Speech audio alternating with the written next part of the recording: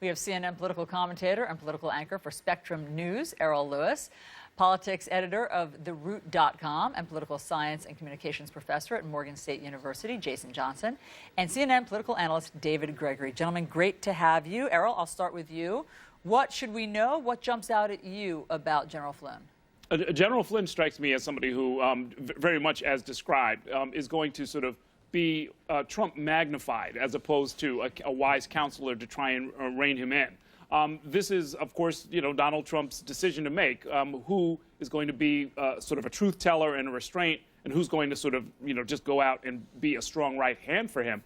To the extent that he's got a lot of really aggressive designs as far as how he intends to change foreign policy. Flynn is right in line with that. And so, those who thought that maybe there was going to be this famous word pivot, that there was going to be a change, that there was going to be a more diplomatic tone, that's just not going to happen. And I think there's reason to be concerned about what happens, especially when it comes to dealing with Muslim nations. Yeah, on the issue of Muslims, let's just throw up this tweet from Michael Flynn earlier this year. It says fear of Muslims is rational. And there's a video and it says, please forward this to other people. The truth fears no questions. David Gregory. So, Michael Flynn is transparent about how he feels about a lot of things. The general has made this crystal clear. So what does this tell us about Donald Trump's worldview going forward?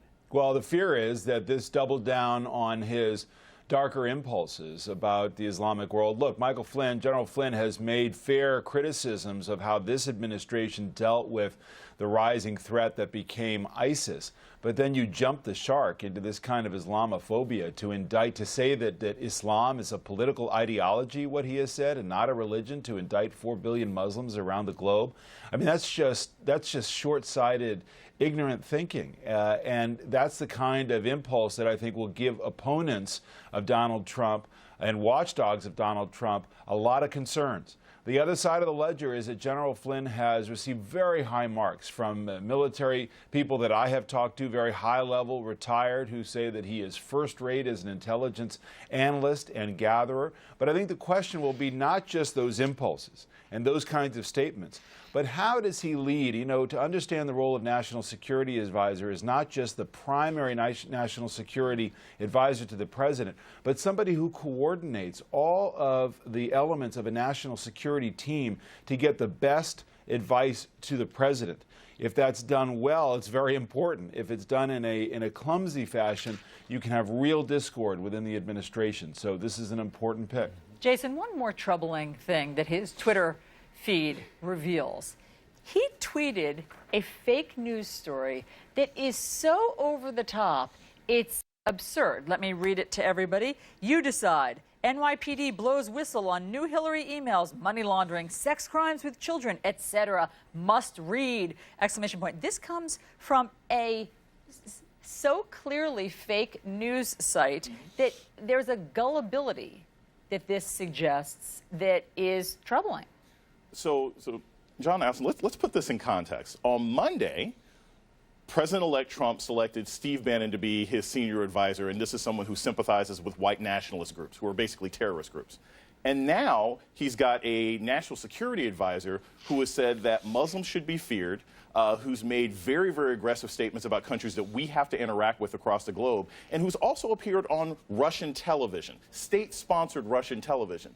This is dangerous. And tweeting out fake news suggests to me that not only is he going to continue to spread the kind of violent rhetoric that he did throughout the campaign, he'll continue to do it once he's in office, once he's in a position of power. And that is dangerous for everyone in this country. Just to be clear, National Security Advisor requires no Senate confirmation. Exactly. Donald Trump has asked him if he accepts, he will be the National Security Advisor. And I'll only make one point. All of these things were known during the campaign, and the American voters knew that General Flynn was Donald Trump's key National Security Advisor. And they voted for him. So this is a choice that the voters have already made. We will see how it plays out. One person who will be meeting with Donald Trump this weekend comes as a bit of a surprise, though, and that is Mitt Romney. And as I said, these two men have had a lot to say about each other. And what's unique in politics is I really think they meant it. Let's just listen to little greatest hits of these two guys going after each other. Donald Trump is a phony, a fraud. Mitt was a disaster as a candidate. He's playing the members of the American public for suckers.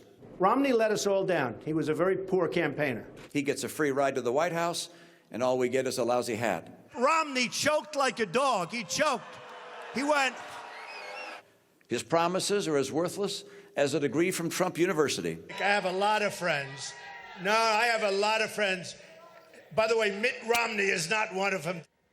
And this was the nice stuff they said about each other, Errol. This wasn't even the hard stuff. We played the wrong clip there. No, I mean, look, Mitt Romney is going to meet with Donald Trump this week, and that shows, I think, some magnanimity on both sides, right, that they're willing to talk about the future here. But despite the fact that it's being floated out there that maybe Mitt Romney will be considered as Secretary of State, is there any way, is there any universe where that could happen? I think there's a scenario where something akin to an appointment, maybe not that particular one, could happen. Let's think about what Barack Obama did in the first days of his administration.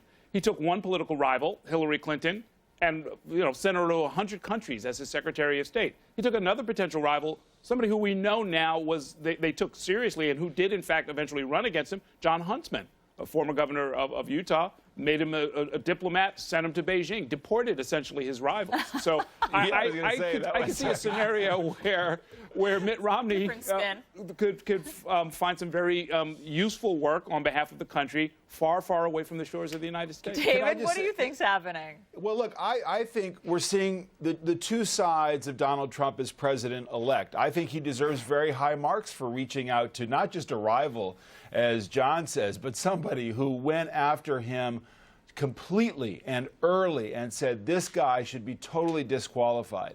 And the fact that Donald Trump is reaching out to Romney for advice, for guidance, to do so very publicly, and even better, if he were to offer him a job in the administration, is an extremely positive sign. He met with Bill de Blasio. He's met with Ted Cruz. All of those things are to say, look, the campaign was a campaign. Now let's move on. Let's get the right people in the positions. Let's get the right advice. The other side of that is that extreme loyalty. Who was there first? Who was behind him when the rest of the establishment was not? Those people are getting rewarded. We've talked about General Flynn, Bannon, Reince Priebus, and others. So I do think you're seeing both sides of this. This kind of reaching out, I think, is very positive.